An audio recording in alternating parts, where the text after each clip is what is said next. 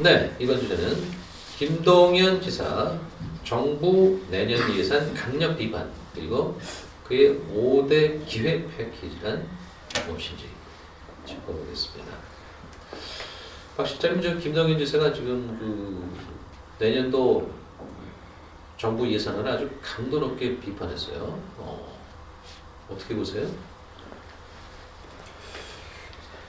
김 지사께서 그 페이스북에 네. 글을 이제 쓰면서 이제 그렇게 정부 예산 통과된 내용을 가지고 이제 비판을 했는데 대표적으로는 지역화폐 예산이 이제 절반이 깎인 거죠. 그런데 사실은 이제 정부가 네. 지역화폐 그 지역사랑 상품권이죠. 그 인센티브와 관련된 예산을 사실은 그 예산을 편성을 하지 않았습니다. 그래서 이제 반이 살아난 건데. 이제 기대했던 원래 이제 금년까지도 이제 우리가 할인율을 이제 10%를 네. 이제 인센티브를 주고 있는데 그 중에서 이제 정부 몫이 그 6%예요. 그리고 나머지 4%가 이제 도와 이제 시에서 감당을 해서 10%를 만드는 거거든요. 그러니까 계산상으로 보면 지역화폐 할인율 예산이 인센티브 예산이 이제 반이 살았으니까 6%에서 3%, 그죠?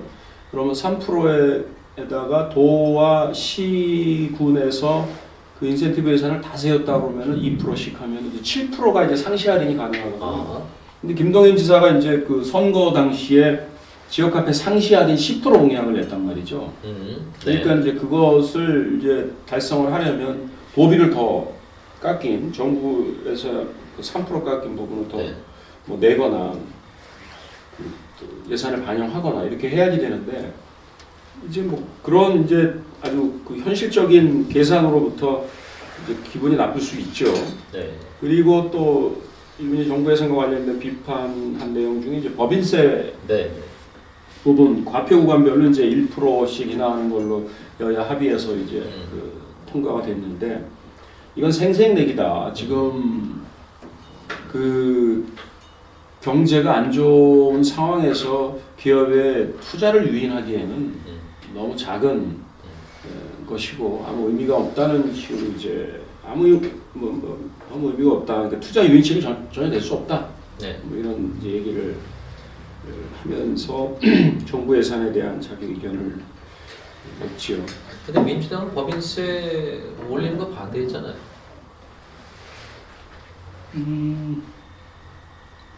그렇죠. 반대를 계속 했었죠. 네. 내리는 거죠, 내리는. 네. 법인세 내리는. 민주당 입장과 김 지사 입장이 상반되는 거 아닌가요? 상반된다기보다도 이제 법인세율은 이제 OECD 국가 중에서 그 상대적으로 저희가 이제 높다, 높은 것이 이제 알려져 있고 또 실효세율로 비교를 해봐도 지금 좀 높거든요. 실효세율이 대만의 경우는 11.5%. 그리고 우리 조세재정연구원에서 작년 2021년 실효세율을 조사한 거에 의하면 그거 대만보다도 약 7%, 7.3% 높은 18.8% 이렇게 되어 있어요. 그래서 지금 야당은 이제 그 초부자 감세, 그러니까 대기업들에 대한 기업들에 대한 감세는 이제 부자 감세라는 입장을 계속 그 주장을 했기 때문에 그 정도의 차이는 있습니다만 어쨌든 법인세 감세에 대해서는 계속 반대의 입장을 취했었고 윤석열 정부는 사실 좀 더 인하를 하려고 했었죠. 최고세율을 25%에서 22%까지 내리려고 했었는데 결국은 그렇게 전체 구간에서 이제 1%씩 내려주는 걸로 그렇게 합의가 됐고 정부는 그래서 이제 실효세율을 낮춰주는 방법으로 뭐 기업에 대한 보조금을 준다던가 또는 R&D 투자 예산 부분을 더 투입을 해준다던가 기업에 뭐 이런 정도의 지금 뭐 대책을 지금 마련하겠다 이런 식으로 이야기를 하고 있죠. 네. 김 박사님, 이 김 지사가 글쎄요, 제가 볼 때는 상당히 센 발언을 했어요. 누구를 위한 합의 예산안이냐? 그리고 규제 철폐가 미흡하다. 경찰국, 인사정보관리국 예산이 이게 도대체 민생하고 무슨 상관이냐? 그래서 아주 신랄하게 비판했습니다. 그리고 정책은 일관성, 예측 가능성이 중요한데 그렇지 못했다. 김동연 지사의 비판 설득적인가요? 김동연 지사가 이제 경기도지사 사실 되면서부터 정부하고는 좀 반대급부로 움직이는 성향이 있기 때문에 그런 비판을 충분히 내놓을 수 있다라고는 생각을 하고요. 네. 또 일정 부분은 지금 자기가 세우고 싶은 예산을 이제 정부에서는 또 삭감하고 정부에서 삭감한 거 본인이 계속 올리는 방향으로 하겠다라고 그 전에 벌써 네. 브리핑도 했기 때문에 그렇죠. 네. 뭐 계속 앞으로도 그런 날쌘 발언은 정부 정책에 대해서 계속 할 것 같고요. 또 지금 민주당 당론하고도 사실 김동연 지사하고는 조금 약간 이렇게 그렇죠. 같은 방향으로 가는 게 아니라 좀 틀어지게 방향을 자꾸 가고 그렇죠. 있거든요. 근데 이런 모든 거를 봐서는 이분이 지금 경기도지사 업무보다는 앞으로의 대선을 위해서 조금 그 경기도민들의 그 민심을 좀 살려고 하고 있지 않나. 호감도 좀 높여가지고 나는 이렇게 도민을 위해서 강경하게 정책을 펴고 있다. 정부하고는 좀 다른 방향으로 가고 있다. 이런 거를 의원님이 계속 이렇게 표출해 내려고 하는 것 같다라는 생각이 들고요. 그래서 마음에 안 드시는 거죠? 마음에 안 든다. 잘하시고 계신 거죠. 네. 잘하시고 계시고. 네. 그리고 이제 그런 부분에 대해서 또 이번에 지금 만든 패키지 예산 관련도 전체적으로 두루 보면 사실 같은 건데 이름만 자꾸 바꿔가지고 뭔가 자기화하려고 하는 느낌이 너무 세서. 5대 기획 패키지라는 거. 네네. 조금 이따 또 정보 다뤄볼게요. 네네. 그런 부분도 좀 너무 자기 색깔만 지금 좀 주도적으로 갖고 가려고 한다라는 생각이 있고 앞으로도 계속 그럴 것이다라고 생각이 듭니다. 제가 정부하고 좀 반대급부로 가려고 할 것이다. 그런 것 같아요. 박근성 국장님 어떻습니까? 정부에서는 그래도 취약계층을 위한 맞춤형 지원도 많았다. 서민 생계 부담을 완화했다. 1조 7천억을 증액했다. 그래서 키워드가 서민, 경제, 안전 여기에 중점을 뒀다. 이렇게 얘기했는데 어떻게 평가해요? 정부 아까 우리 박신환 실장님 얘기하신 것처럼 지역화폐 예산은 사실은 이재명 표하지 않습니까? 그렇죠. 없었다가 이제 상당 부분은 살아난 것이죠. 그러니까 이제 정부 입장에서는 경기도 입장에서는 이게 상당히 불편한 현상이지만 정부 입장에서는 없던 예산 세워줬는데 무슨 소리냐. 우리가 서민이 이렇게 생각하고 있는 거다. 이런 주장은 그럴 수 있는 것이죠. 그거보다는 저는 우리가 이 토니부에서 여러 차례 예견했듯이 김동연 지사가 어느 정도의 진영을 구축하고 나면 공격 앞으로 갈 거다. 제가 이렇게 예측했듯이 지금 미스터 쓴소리로 지금 김동연 지사가 등장하고 있는 게 아닌가 하는 생각이 듭니다. 지금 정부에다 이 공격하고 있는 워딩들을 보면 자, 이 화물연대와 관련돼서도 업무 개시 명령을 정부가 내렸지 않습니까? 그래서 결과적으로 화물연대 파업이 이제 철회되고 이렇게 됐는데 그때도 타당한지 정부가 가치를 좀 판단해야 된다. 이런 얘기를 하셨죠. 그리고 노동 분야 계약 등 이런 부분에 대해서도 마구잡이식 정책 뒤집기를 멈춰라. 야당하고 대회 나서라. 이런 거. 국무회의 나 집어넣어라. 그다음에 무인기 침범하니까 나도 언론 보고 알았다.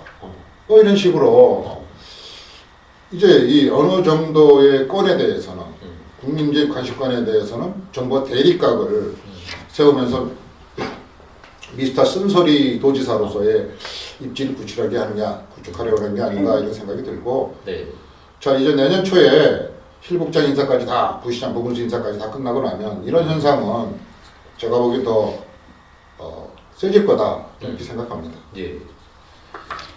아까 앞서 제가 인센티브와 관련해서 잠깐 혼돈이 있었는데요. 정부 인센티브는 4%고 10% 중에서 나머지 6%를 3%씩 각각 도와 이제 시군이 부담하는 겁니다. 네, 정정하겠습니다. 네, 1,900억 정도를 이제 국비, 그렇습니다. 보험비가 2,800억에서 4,700억 정도를 예상했는데 이게 어긋난 거죠. 네, 그렇습니다. 그런데 저 시장 지역화폐 이게 이제 지역사랑 상품권 아니겠어요? 네. 이게 10% 인센티브를 만약 못 맞추면 별 실효성이 없다 이런 얘기도 있던데 맞습니까? 그렇지는 않을 거예요. 서민들 입장에서는 그 정부가 어쨌든 4% 중에서 이제 2%는 반영했다고 보면 예. 자치단체가 다 그 인센티브 예산을 반영한다고 했을 때 8% 정도의 인센티브가 되는 거거든요. 예. 어떤 물건 사면서 8%를 그 할인받는 거죠. 할인받아서 사는 건데 네. 그게 효과가 없다? 글쎄요. 저 같으면 지역화폐 열심히 이용할 것 같습니다. 알겠습니다. 그리고 지금 5대 그 기회 패키지 뭐 기회 소득, 기회 터전, 뭐 기회 발전소, 기회 사다리, 기회 안정망 뭐 이렇게 돼 있다. 이 기회 좀 이게 뭔지 그리고 예산이 좀 어떻게 좀 확정이 됐잖아요. 네. 네, 김 선생님 좀 소개해 주세요.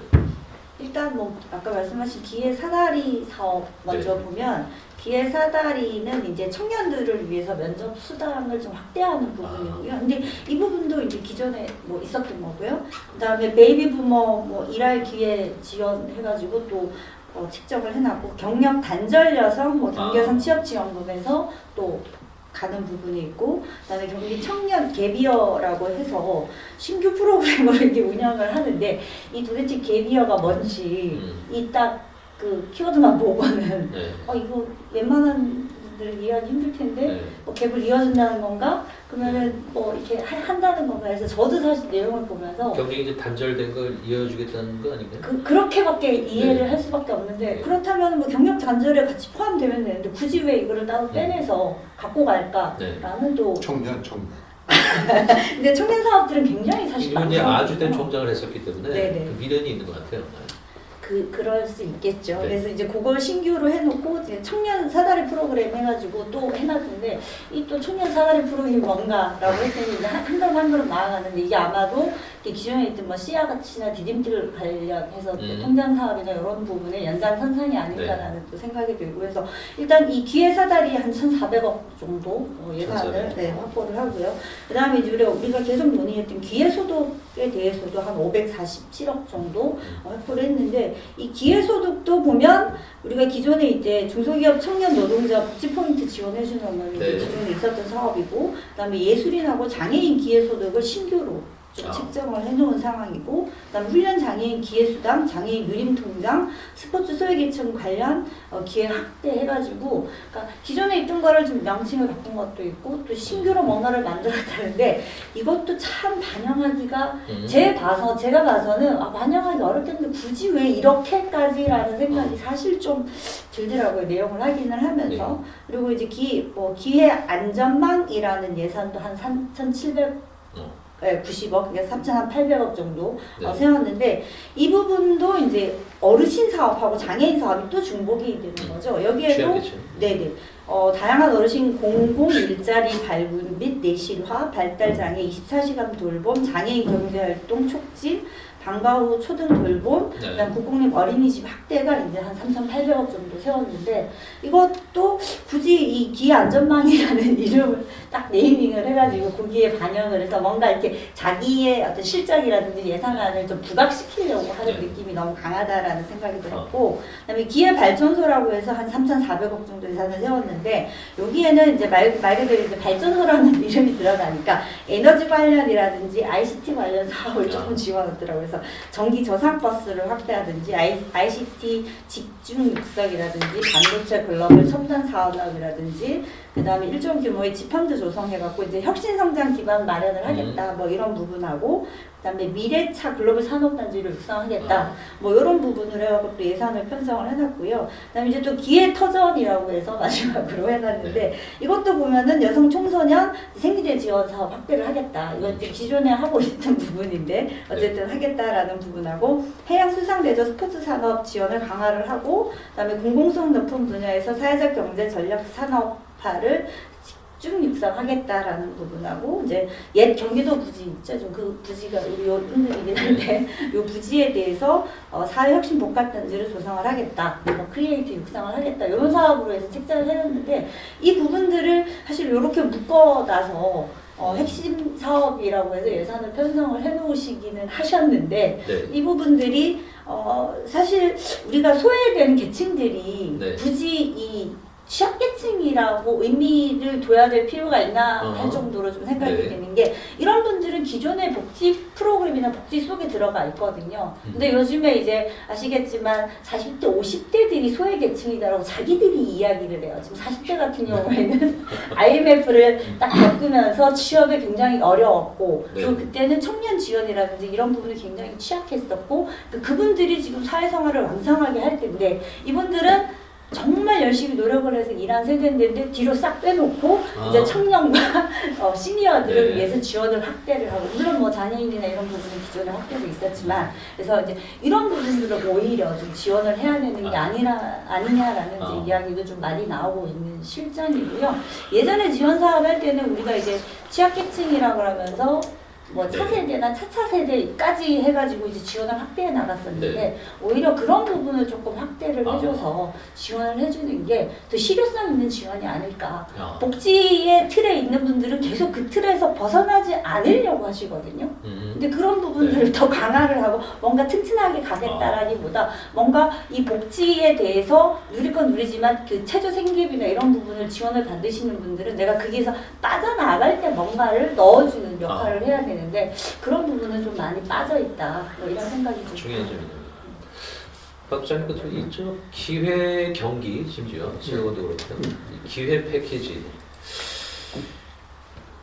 글쎄 좀 도민들의 삶에 좀 화가 나네요. 제가 볼 때는 그 뭐 기본소득과 별 차이 없는 것 같고 그냥 복지 예산 확충했다 이렇게 보이는데 너무 시니컬한가요? 저는 그 말은 동의하지 않고요. 네. 예. 항상 제 말에 별로 동의하는 적이 없었어요. 네, 제가 원래 기자 출신이라. 네. 자, 우리 이거지 않습니까? 기본소득과 기회소득의 문제 차이점 이런 걸 이제 우리가 네. 토니부에서 한번 다룬 적이 있죠.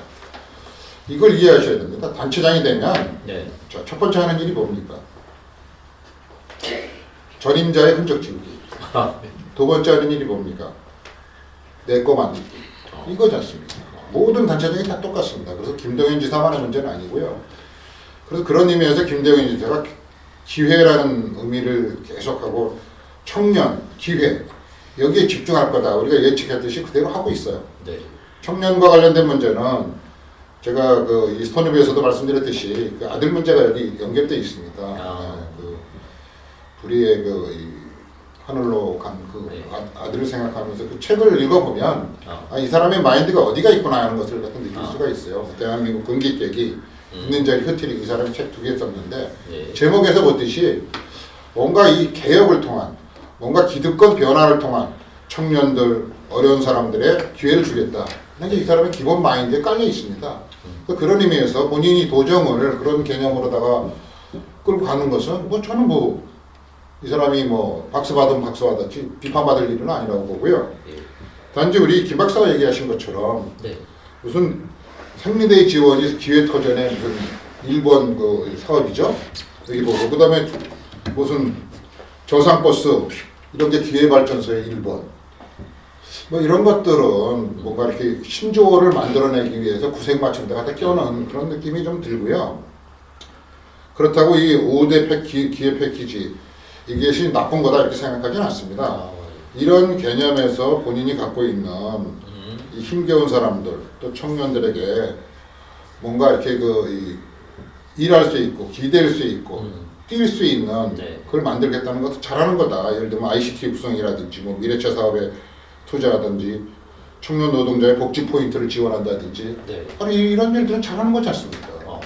그리고 뭐 단체장이 뭡니까?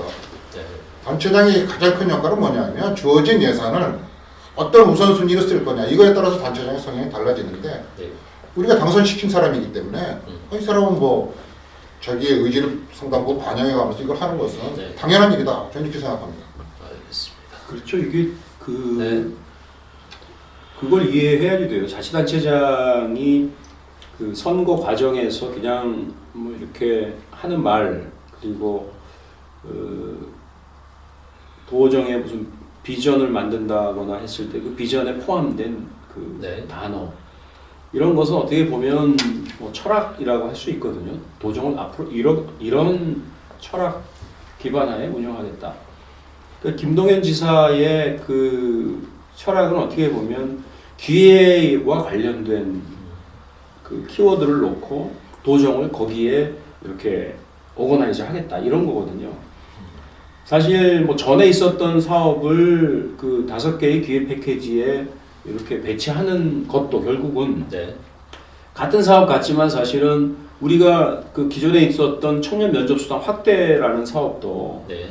전보다 더 기회 있게 더 좋게 기회라는 개념으로 더 좋게 공무원들로 하여금 또는 도민들로 하여금 그 서비스를 누릴 수 있도록 하는 생각을 한 번 더 할 수 있게 하거든요.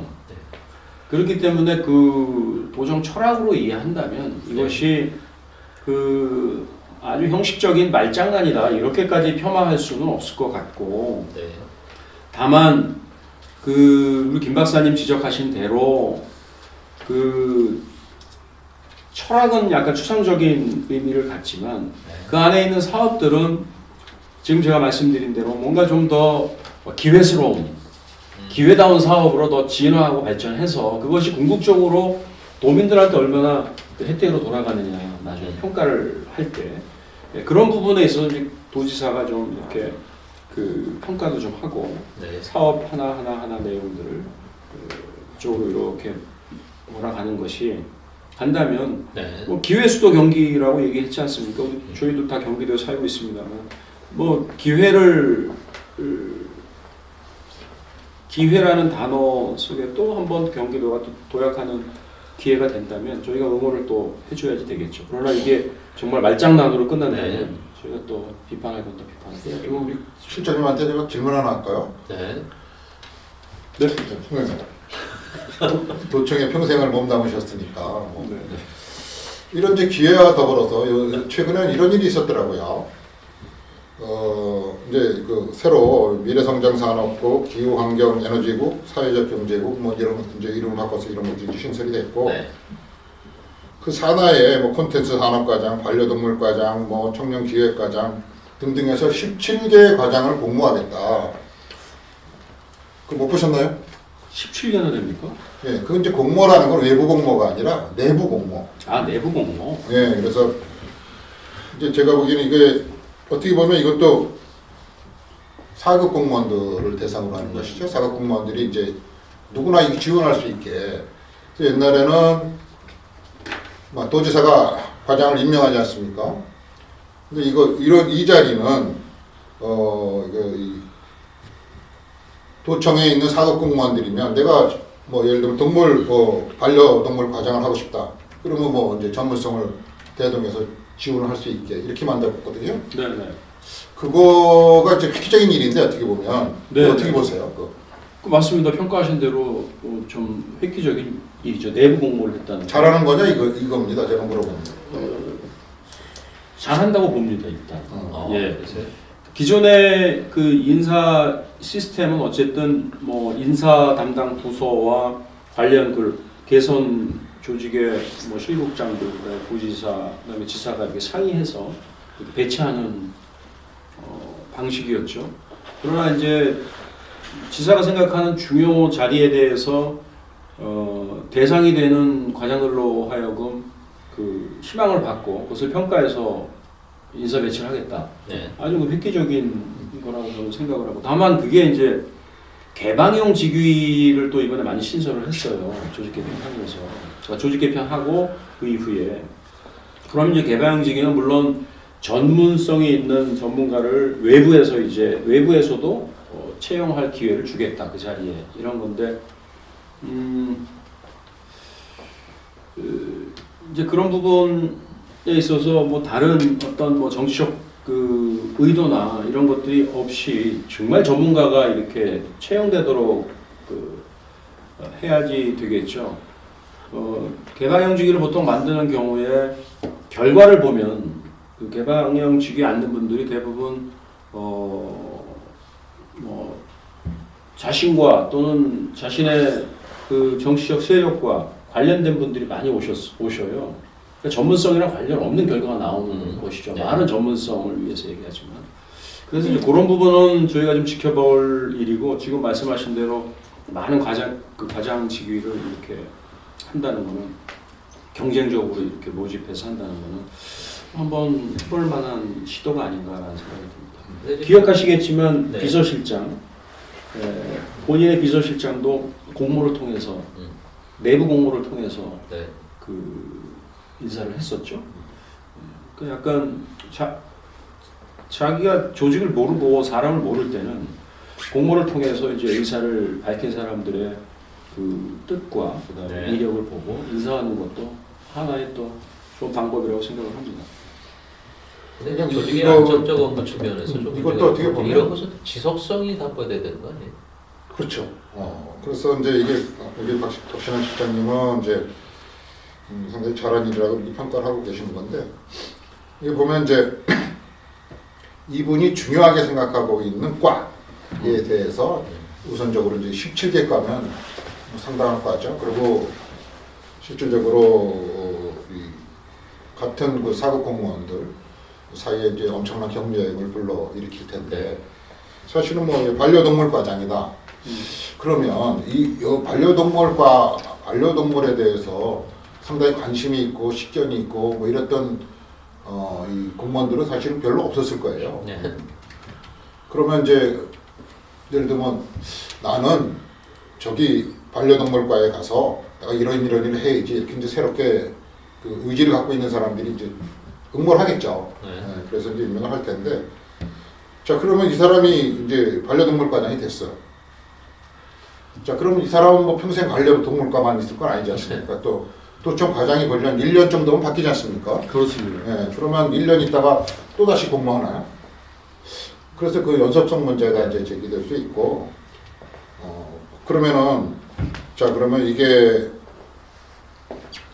공직 내부에 어떤 영향을 미칠 건가, 경쟁력, 그 다음에 공직 내부에도 기회를 넓히는 거죠. 네. 그런 의미에서 상당히 긍정적이고, 또 하나는 공직 내부에 쓸데없는 경쟁 그렇죠. 네. 관계를 또 일으켜서 하나의 불협화음을 만들어낼 소지도 일정 부분이 있다. 이렇게 보여집니다. 하여간 제가 판단하기로는 제 기억으로는 아마 정부에서 처음으로 지금까지 없었던 시도를 하는 것으로 좀 보이고요.